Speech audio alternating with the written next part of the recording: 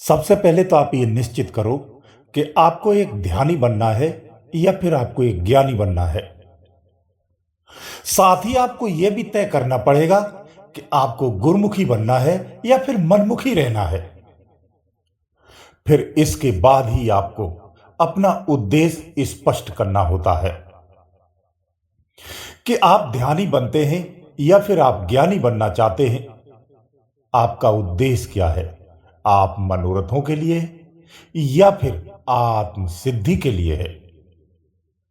अगर आप एक क्षण के लिए भी ये निश्चित कर लेते हैं कि मुझे ध्यानी बनना है, तो वही आपका उद्देश्य भी होगा ना कि आत्म सिद्धि के लिए ध्यानी बनना है या संसार सिद्धि के लिए आपको ध्यानी बनना है। उद्देश्य स्पष्ट होने से ही दिशा और मार्ग दोनों स्पष्ट हो जाते हैं, तभी हमें आगे बढ़ना चाहिए।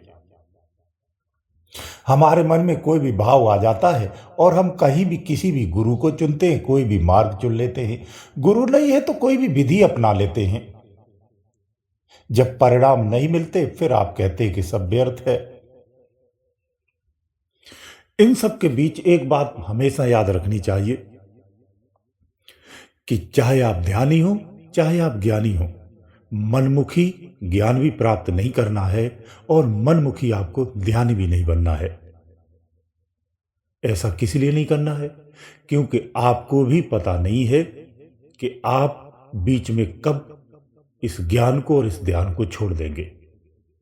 ये मन चंचल है, किस वक्त इससे दूर हो जाएगा ये आप भी नहीं जानते हैं। मन का एक स्वभाव है, वो चंचल तो है ही है, लेकिन उसे हर क्षण कुछ नया चाहिए। वो एक ही चीज को बार बार रिपीट नहीं करता है, वो बार बार स्वीकार नहीं करता है। वो हर क्षण एक नया चाहिए, उसे नया स्वाद चाहिए, नई स्थिति चाहिए। इसलिए अगर आप ध्यानी हैं, नित्य अभ्यास करेंगे तो एक न एक दिन आप इसी अभ्यास से बोर हो जाएंगे, अश्रद्धा हो जाएगी और आप छोड़ देंगे। ऐसे ही ज्ञान के साथ होगा। आप धरती के पूरे टुकड़े पर, पूरे संसार में आप घूम करके देख लो, ज्ञानी बहुत हैं। हर जगह ज्ञानी भरे पड़े हुए हैं, पर वही ध्यानी नहीं है। ध्यानियों की संख्या बहुत कम है, बहुत मुश्किल से खोजने पर मिलता है। लेकिन ज्ञानियों की बहुत बड़ी भीड़ है। इन ज्ञानियों की असीम भीड़ में जब तर्क और कुतर्क चलता है तो फिर ध्यानी को वहां खामोश ही रहना पड़ता है। अगर आप ये कड़वा सच जानेंगे तो आप दंग रह जाएंगे। कौन सा कड़वा सच? कड़वा सच ये कि एक ज्ञानी और ध्यानी में क्या अंतर होता है। एक ज्ञानी और ध्यानी में क्या अंतर होता है तो समझ लीजिए, एक ज्ञानी एक खूबसूरत, जिस पर सोने का पेंट है, बहुत ही चमकदार डब्बा है जिस पर सोने का पेंट है। एक ज्ञानी इस तरह से होता है, परंतु वो डब्बा जब खोल के देखते हैं तो अंदर से खाली है, उसमें कुछ भी नहीं है। बाहर से बहुत खूबसूरत है, सोने की पेंट है, सोने की चमक है। वही ध्यानी, ध्यानी में क्या होता है?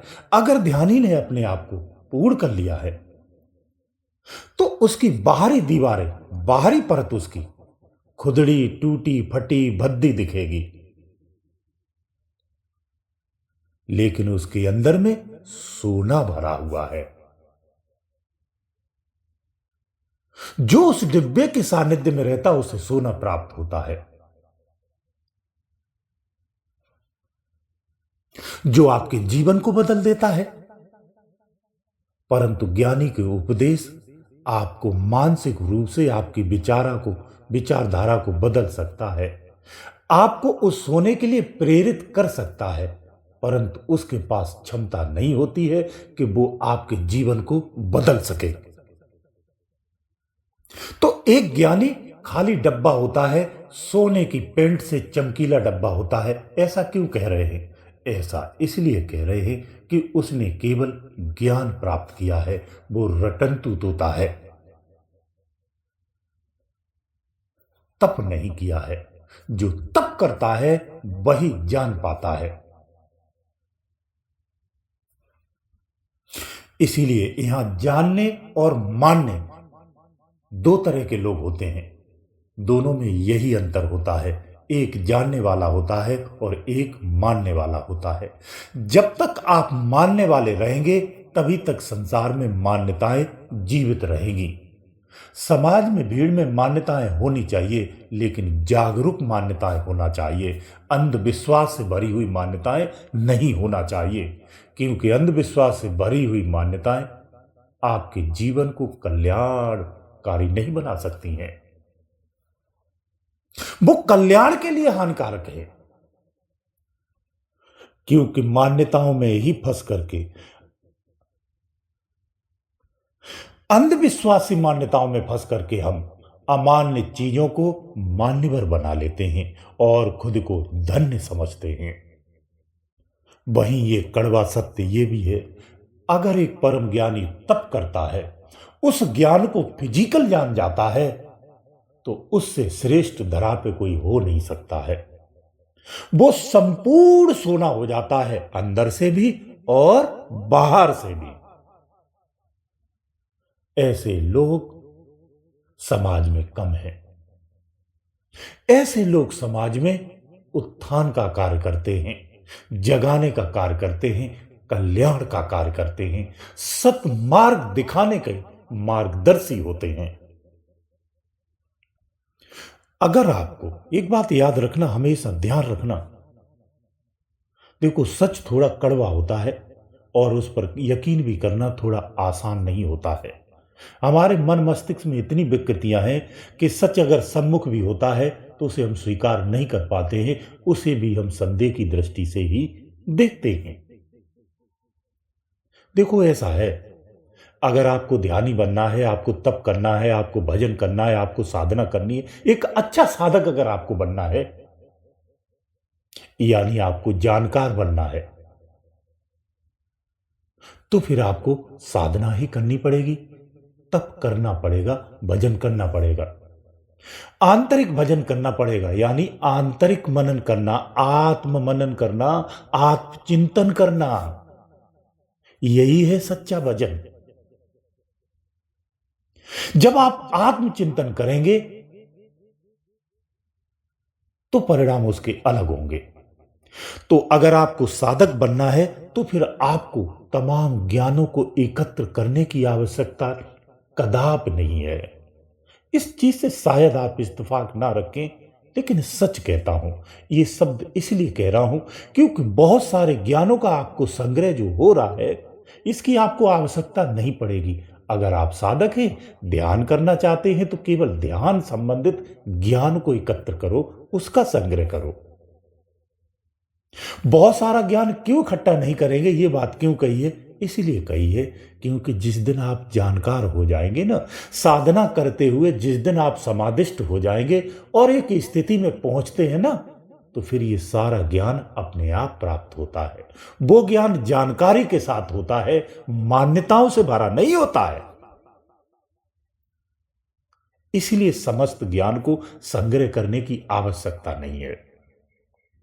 विद्वानी भाषा में या सरल भाषा में कहूं तो यह है कि तप करने से सारा ज्ञान अपने आप प्रकट हो जाता है, फिर हमें ज्ञान प्राप्त करने की आवश्यकता नहीं पड़ती है। जो ज्ञान हम अभी संग्रह कर रहे हैं, इतना प्रयत्न और कठिन प्रयासों से कर रहे हैं, इसकी आवश्यकता नहीं होती है। एक तपस्वी को इन सब ज्ञानों की आवश्यकता नहीं होती है, क्योंकि आत्मबोध होने के उपरांत कोई ज्ञान शेष रहता नहीं है। इसलिए ये बात को कह रहा हूं, ये ज्ञानियों के लिए नहीं, ये तपस्वियों के लिए है। ज्ञानी को तो अध्ययन करना पड़ेगा, रटना पड़ेगा, क्लास लेनी पड़ेगी और एक कोर्स को पूरा करना पड़ेगा, तब जाकर के वो ज्ञानी तैयार हो पाता है। एक ज्ञानी भी उपदेश देकर के समाज को जगाता है, सतमार्ग पे लाता है, सत्य की प्रेरणा देता है, ईश्वर से जुड़ने की प्रेरणा देता है। उसका उपदेश भी जीवन में बदलने के योग्य होता है, जीवन में सात्विकता लाने योग्य होता है, प्रेरणादायी होता है। लेकिन उस ज्ञानी को भी तप करना चाहिए। जब वो तप करेगा तो वो ज्ञान उसका पावन हो जाता है, प्रभावशाली हो जाता है, परिवर्तनशील हो जाता है। अगर आप ध्यानी और ज्ञानी दोनों में से एक मार्ग चुनना चाहते हैं तो सबसे पहले आपको ध्यानी बनना चाहिए, ज्ञानी नहीं बनना चाहिए। ध्यानी मार्ग पहले से अगर आप चुनेंगे तो फिर आप ज्ञान को भी प्राप्त कर लेंगे, परंतु अगर आप ध्यानी न बन करके केवल ज्ञानी बनते हैं और ज्ञान का मार्ग अगर पहले अपनाते हैं तो फिर आप साधना करेंगे, आप ध्यानी बनेंगे, इसकी कोई गारंटी नहीं होती है। क्योंकि आप जानते हैं जब ज्ञान बिना जानकारी के होता है तो वो आपको अहम, घमंड, कई सारी विकृतियां आपको देता है, कई सारी बुराइयों को भी पैदा करता है। अहम अधिक आने के कारण, अधिक मान सम्मान प्राप्त होने के कारण फिर आप साधना से वंचित रह जाते हैं, आप साधना नहीं कर पाएंगे। इसलिए पहले ध्यान का रास्ता चुनो, पहले ध्यानी बनो। जब आप ध्यानी बन जाएंगे तो ज्ञान आपको आसानी से प्राप्त हो जाएगा। तो निश्चित आपको करना है कि पहले ध्यानी बनना है कि ज्ञानी बनना है। गुरुदेव दयालु, गुरुदेव दयालु।